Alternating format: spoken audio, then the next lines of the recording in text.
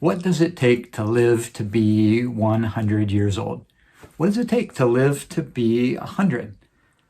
What does it take to live to be 100 years old? Today, we are going to be talking about just that. We're going to be looking at proven strategies that have helped people, whole cultures of people, live to be 100 years old. Hey there, I am Dr. Topher Fox. I'm an endocrinologist in Superior, Colorado, and today we are talking really about how to live a long and healthy life. Now, of course, no one can guarantee that you will live to be 100 years old. No one can guarantee that I will live to be 100 years old.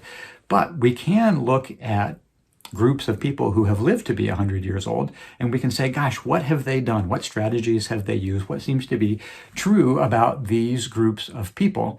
And what can we emulate in our own lives that's likely to help us to live to our full genetic potential, basically to live for as long and hopefully at a high level of health as you can. So I'm going to be pulling just some bits of information from two sources with two take-home points. Really, the second point has 9 take-home points, so it'll be 9 points that we can look at. But let's start with number one.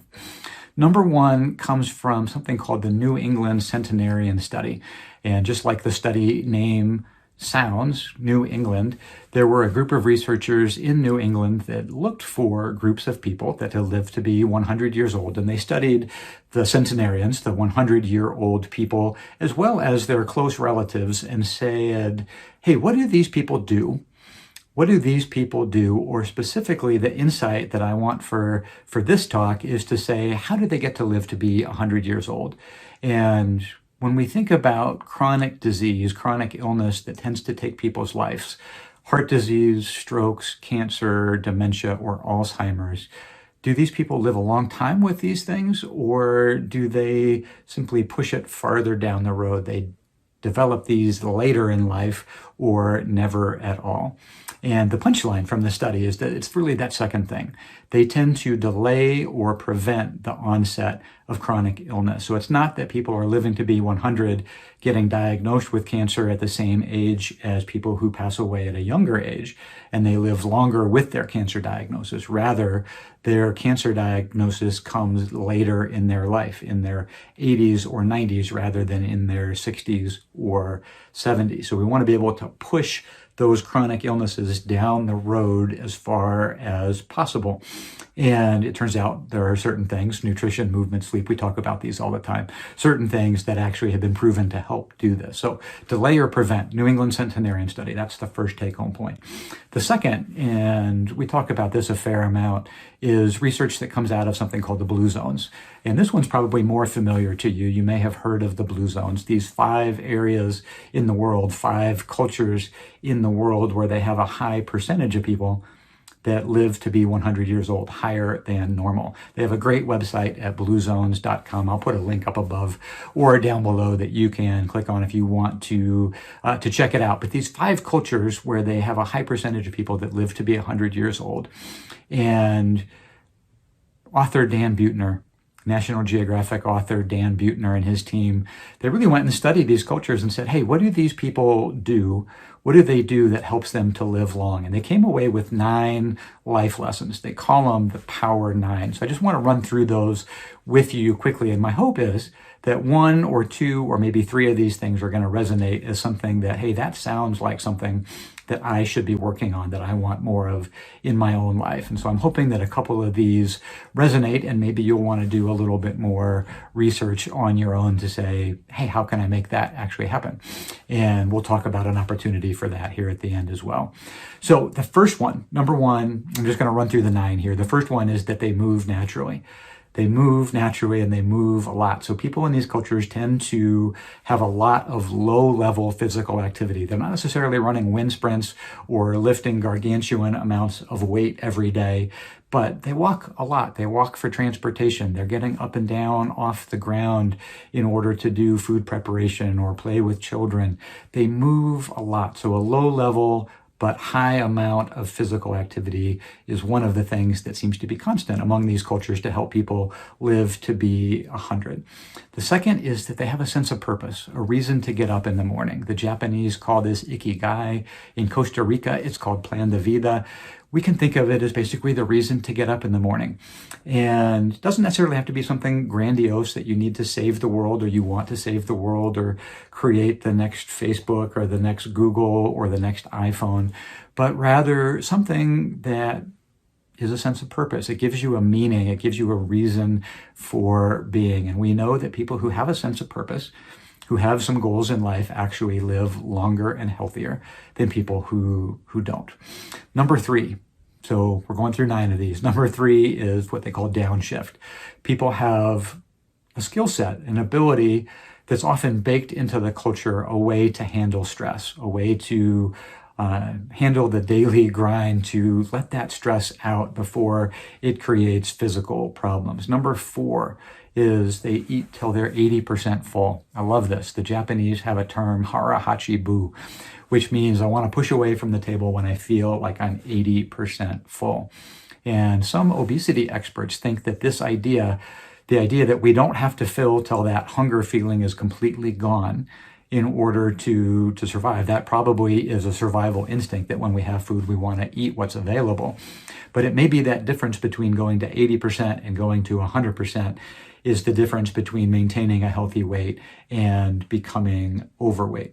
Number five is that they have a plant slant. They tend to eat a lot of plants. For those of you in our training program, you know that we talk about the 5 rules for every healthy eating plan. And rule number 1 is to eat sufficient plants, to eat sufficient vegetables and fruits. So they have a plant slant. They eat a lot of plants, rich in fiber, rich in protein with things like beans or other legumes.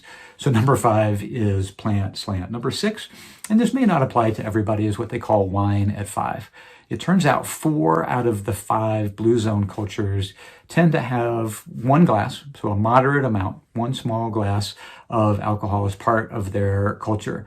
Now, in Loma Linda, California, the 5th blue zone, they actually are abstinent. They don't consume alcohol. And so the point is that if you don't drink, you don't need to start in order to be healthy. But if you are somebody who enjoys a glass of wine, having a glass, a small standard glass of wine per day may be something that helps to keep you healthy.